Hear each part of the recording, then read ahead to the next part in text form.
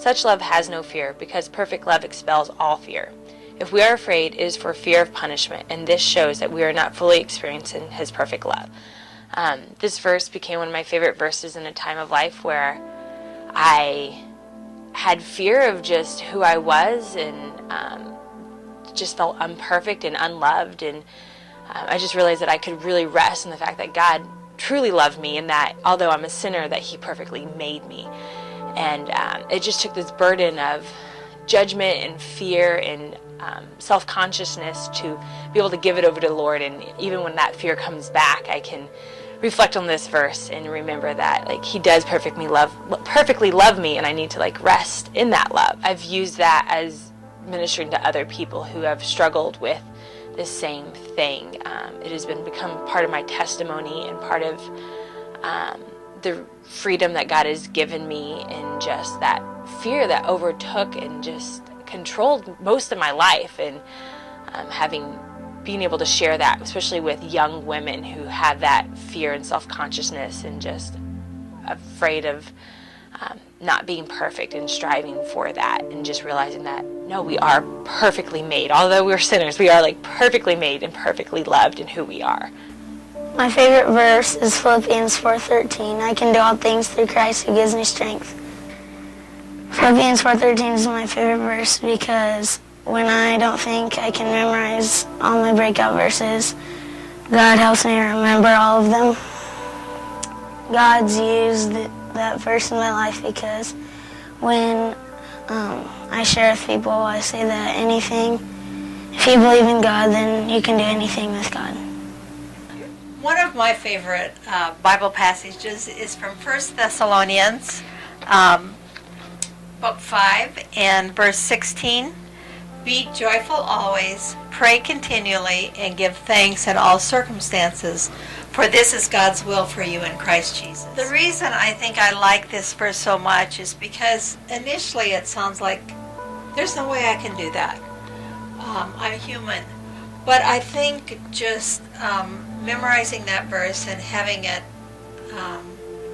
kind of available to me, it just makes me realize that He's not saying be happy, but joyful is very different than happy. Pray continually, I think that's kind of a prayerful attitude. And the one about thankful in all situations is a little bit harder.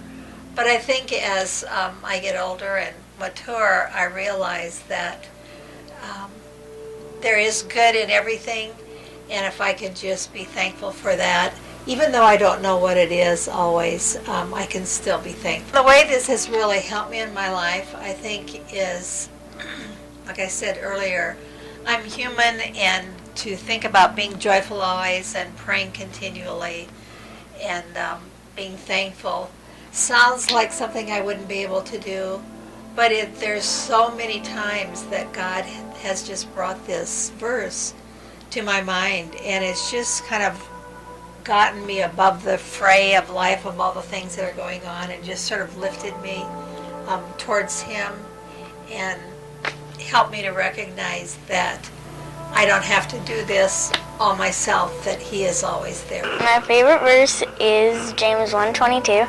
Do not merely listen to the word and so deceive yourself. Do what it says. It's my favorite verse because it reminds me that I need to apply what I learn in church and reading the Bible to my life.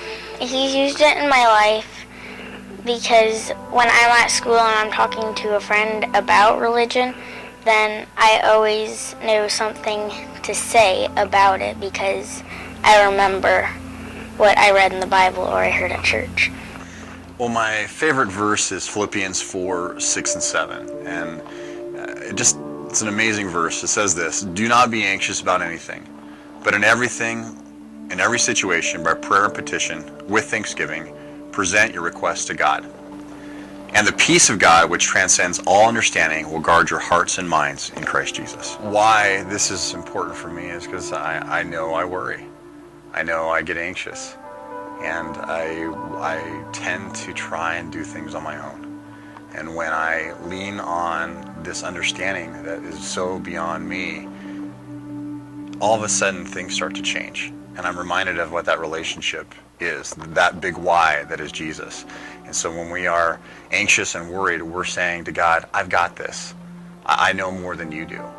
And when we sit back and rest in this verse, at least when I do, that's my why, and I'm not anxious, no matter what the situation is, and I give it back to him, all of a sudden that peace that transcends all understanding takes over. And I'm in God's hands again. And he's walking ahead of me, and I'm following. I mean, constantly God's using this verse in my life to remind me not to be anxious. It's just so easy to get caught up in your day-to-day world. It's easy to worry about things that you know you can't control, but you believe somehow that if you think hard enough about it, you're going to change the situation. God knows this is a weakness in my life. And so this verse has just been something that my dad gave to me when I was a little boy, and it's just carried with me everywhere I've gone, in every situation, just to be anxious for nothing. But in everything, every situation, be thankful.